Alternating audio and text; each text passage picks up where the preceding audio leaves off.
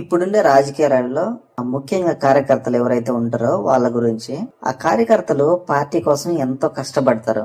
ఆ పార్టీ జెండాలు మోయడం గాని, ఆ పార్టీకి సంబంధించిన పోస్టర్లు అంటించడం గాని, ఒక నాయకుడిని గెలిపించడానికి వాళ్ళు ఎంత ప్రయత్నం చేస్తారంటే రాత్రి పగలు కష్టపడి ఆ పార్టీ కోసం ఆలోచిస్తూ ఉంటారు.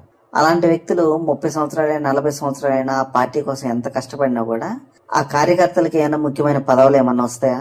ఏమి రావు. చిన్న చిన్న పదవులు ఏదైనా మెంబర్లు గానో వేరే వేరే చిన్న చిన్న పదవుల్లో వాళ్ళని ఉంచుతారు. అంత కష్టపడి చేసినా కూడా వాళ్ళకి ఒక ఎమ్మెల్యే పదవి గాని, ఒక ఎంపీ పదవి గాని ఇలాంటివి వచ్చే అవకాశం ఉండదు.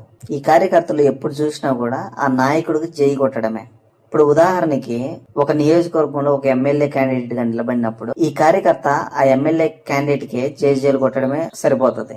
లేదు ఆ ఎమ్మెల్యే గాని వయసు అయిపోయి రిటైర్డ్ అయ్యే సందర్భం గాని వస్తే ఆ కుటుంబంలోనే ఇంకొక నాయకుడు రావాలా. వాళ్ళ కొడుకు గాని, వాళ్ళ కూతురు గాని, వాళ్ళ బంధువులు గాని వాళ్ళే నాయకుడిగా అక్కడ ఉండాలి.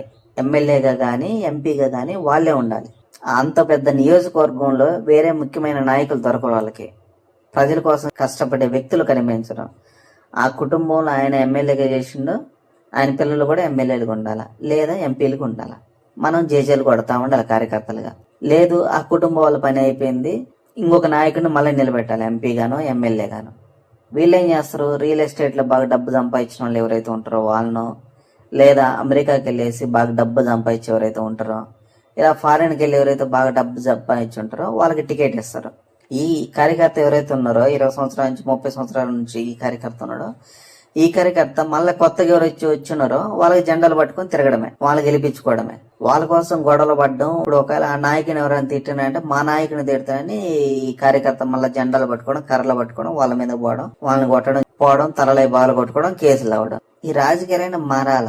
మన ప్రజలలో కూడా నాయకులు ఉంటారు, కొంతమంది ప్రజల కోసం కష్టపడే వాళ్ళు ఉంటారు. నేను ప్రతి ఒక్కరు ఎమ్మెల్యేలు ఇలా ఉంటారు అని చెప్పి నేను చెప్పట్లా, సమాజ సేవ చేసే వాళ్ళు కూడా ఉంటారు. కానీ అంత పెద్ద నియోజకవర్గంలో ఆ ఒక్క కుటుంబమే మంచి చేస్తుందంటే అలా మిగతా ఎవరు మంచిగా కనిపించట్లేదా? మీ కుటుంబం పక్కన వాళ్ళు మీకు మంచిగా ఎవరు లేరా?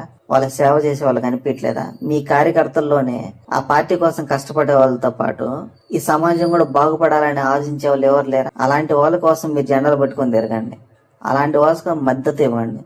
మీ ఊరు బాగుపడుతుంది, మీ నియోజకవర్గం బాగుపడుతుంది, మీరు బాగుపడతారు, మీ పిల్లలు చదువుకుంటారు, మీ పిల్లలు జాబులు చేసుకుంటారు. ఇక్కడ నాయకుల దగ్గర మీరు తిరుగుతా ఉంటే నాయకుల పిల్లలు వచ్చేసి బయట దేశాల్లో చదువుకుంటా వాళ్ళు హ్యాపీగా ఉంటారు. మీరేం చేస్తారు? జెండాలు పట్టుకొని మీ జెండాలు పట్టుకొని తిరుగుతా ఉన్నారు. మీ పిల్లలు అక్కడెక్కడ చదువుకుంటారు. లేదు మన ఆయన కూడా ఇక్కడ తిరుగుతున్నాడు జెండాలు పట్టుకొని, వాడు కూడా జెండా పట్టుకొని తిరగడం మొదలు పెడతాడు. నీ జీవితం పోయింది, వాడి జీవితం కూడా అట్నే పడుతుంది, కొడుకు జీవితం కూడా. జెండాలు పట్టుకోవడం మానేసి మంచి ఎవరు చేస్తారో వాడి కోసం మీరు కష్టపడండి. లేదా మీరే నాయకుడిగా అయ్యే విధంగా చూడండి. ఈ విషయం మీద మీ అభిప్రాయం కూడా కామెంట్లు తెలియజేయండి.